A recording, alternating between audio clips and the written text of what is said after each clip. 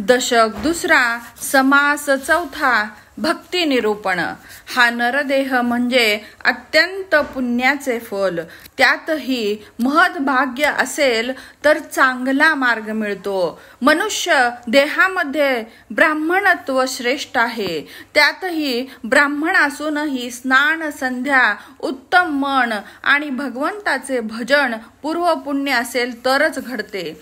तात्पर्य काय, तर भगवंताची भक्ती अत्यंत श्रेष्ठ आहे.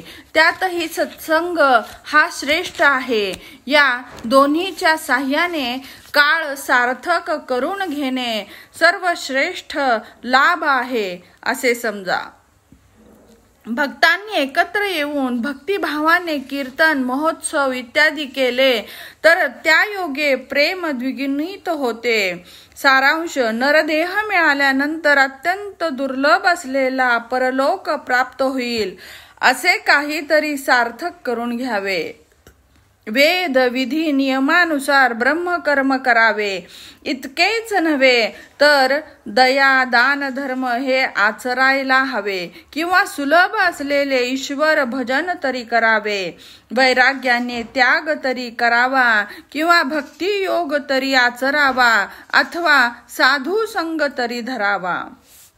अनेक शास्त्र काय सांगतात ते अवलोकन करावे किंवा तीर्थयात्रा तरी करावी अथवा पाप नाशार्थ पुरश्चरण यथासांग अनुष्ठाने किंवा परोपकार करावा अथवा ज्ञान तरी समजून घ्यावे.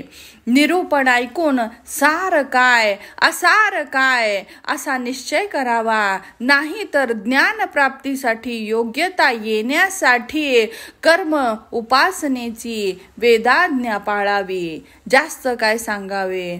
शरीर, वाणी, मनाने पत्र, पुष्प, फल, जल अर्पण करावे. अशा तऱ्हेने कोणत्याही प्रकाराने भजन करून आपले सार्थक करून घ्यावे. जन्माला आल्यानंतर काहीतरी चांगले कर्म करून जन्माचे सार्थक करून घेतले नाही तर जन्म निष्फळ होऊन तो भूमीला भार होतो.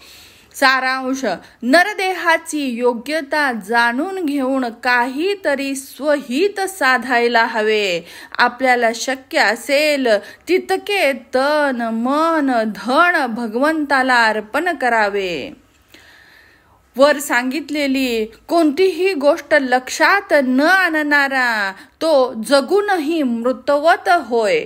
त्याने जन्मदात्या मातेचे श्रम वाया घालवले असे म्हणायला हरकत नाही. स्नान नाही, संध्या नाही, भजन नाही, देवपूजा नाही, मंत्र जप ध्यान नाही, मानस पूजा नाही, भक्ती नाही, प्रेम नाही, नेम नाही, निष्ठा नाही, देव नाही, धर्म नाही, अतिथी अभ्यागत नाही, चांगली बुद्धी नाही, सद्गुण नाही, कीर्तन नाही, श्रवण नाही, अध्यात्म निरूपण तरी कधी ऐकलेच नाही, सज्जनांची संगत नाही, चित्त शुद्ध नाही, खोट्या गर्वाने मोक्ष प्राप्ती झालीच नाही, नीती नाही, न्याय नाही, पुण्यकर्म नाही, परलोक साधन नाही, कार्यात युक्तता नाही, विद्या नाही, वैभव नाही, शानपण नाही, कला नाही, सरस्वतीची काव्य शोभाही नाही, शांती नाही, क्षमा नाही, दीक्षा नाही, शुभ विचार किंवा साधन काहीही नाही,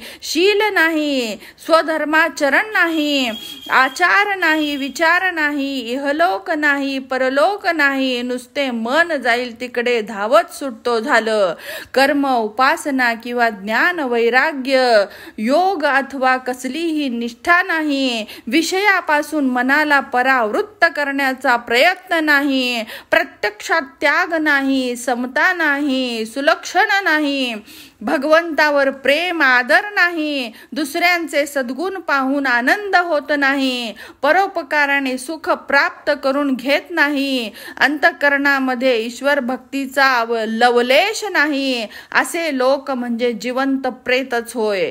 सज्जनांनी त्यांच्याशी बोलू सुद्धा नये. असे पुण्याची मिळकत संपूर्ण असेल तरच भगवंताची भक्ती घडते. जे जसे प्रयत्न करतात ते तसेच मिळवतात. इति श्री दासबोधे गुरुशिष्य संवादे द्वितीय दशके भक्ति निरूपणम नाम चतुर्था समासः।